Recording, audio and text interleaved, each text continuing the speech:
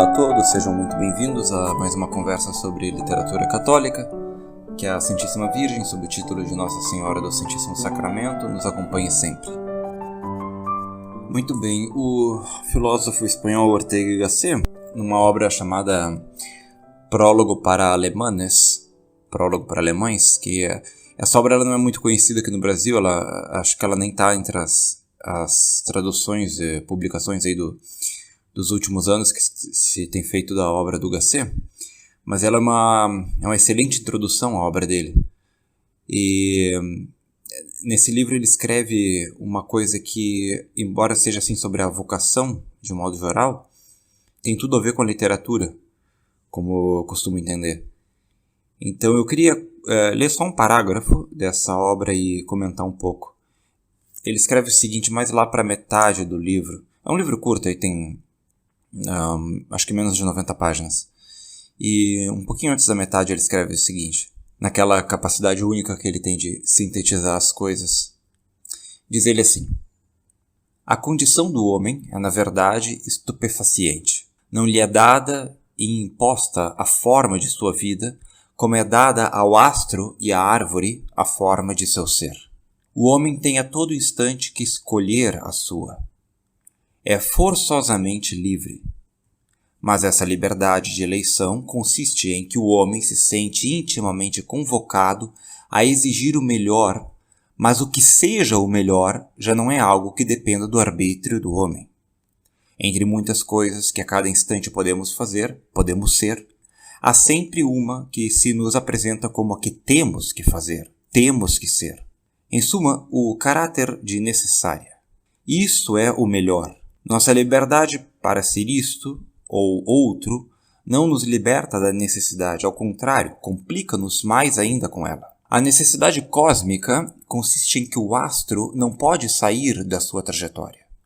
Mas, ao contrário, esta lhe é dada, ele não a tem que fazer.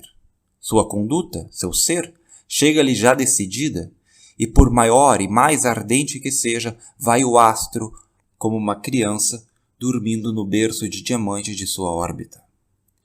O pobre ser humano, ao contrário, encontra-se colocado numa posição dificílima, porque é como se lhe dissesse: se queres realmente ser, tens necessariamente que adotar uma forma de vida muito determinada. Agora tu podes, se queres, não adotar e decidir ser outra coisa que tens que ser. Mas então, saiba-o, ficas sem ser nada. Porque não pode ser verdadeiramente senão o que tens que ser, teu autêntico ser. A necessidade humana é o terrível imperativo de autenticidade. Quem liberrimamente não o cumpre, falsifica sua vida, desvia-a, suicida-se. Fim da citação. Muito bem, toda a literatura de ficção, seja de forma mais ou menos explícita, é sobre uma vocação.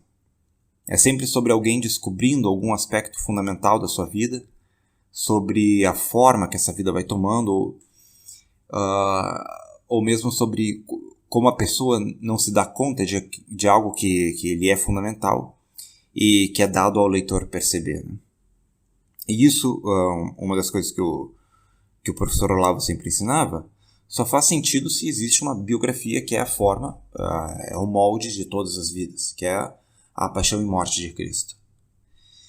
Bom, mas o que eu mais queria destacar nesse trecho do Gasset é esse contraste entre, de um lado, a liberdade que o homem tem de moldar a sua vida, e de outro, a falta de poder que ele tem para determinar qual a melhor vida.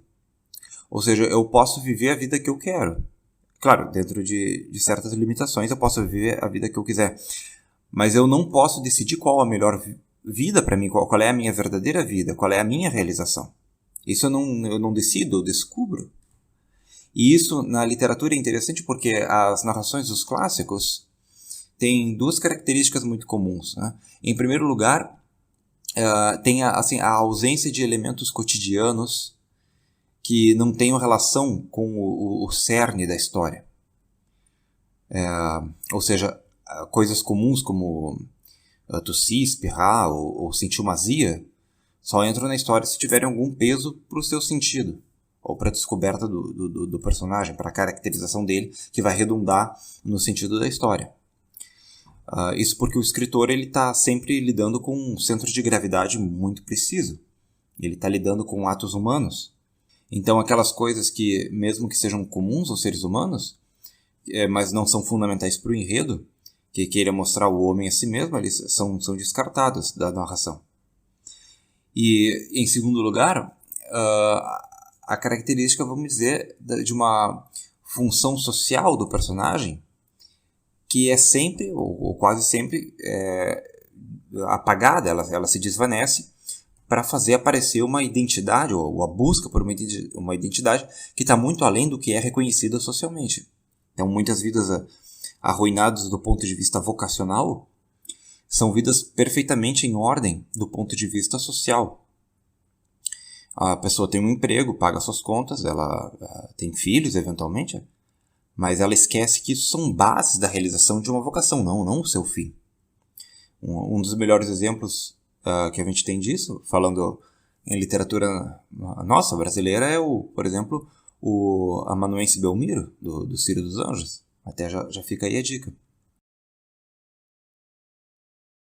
Então, o que o Gasset traz nesse parágrafo é a teoria, vamos dizer assim, a teoria por trás da arte literária mais séria, que lida com pessoas descobrindo ou ignorando a si próprias naquilo que elas não podem determinar, que é a forma de sua vida, que são chamadas a realizar. Toda a vida, mesmo uma vida que não dê certo, vai ter uma forma no final, mas é o que eu estou falando, como o Gasset está falando, e os escritores trabalham com isso, da forma que são chamadas a ter no final. E é interessante perceber que o pressuposto de que a vocação existe, uma vocação independente de nós, independente no sentido de que nós não podemos determinar, nós podemos corresponder ou não a ela, mas não podemos determiná-la, de que uma vocação assim existe, é algo que não é apenas referente à literatura católica, mas a toda literatura que funcione, que seja destinada a se tornar um clássico da literatura. Bom, muito bem. Por hoje era isso. Nossa Senhora do Santíssimo Sacramento, rogai por nós.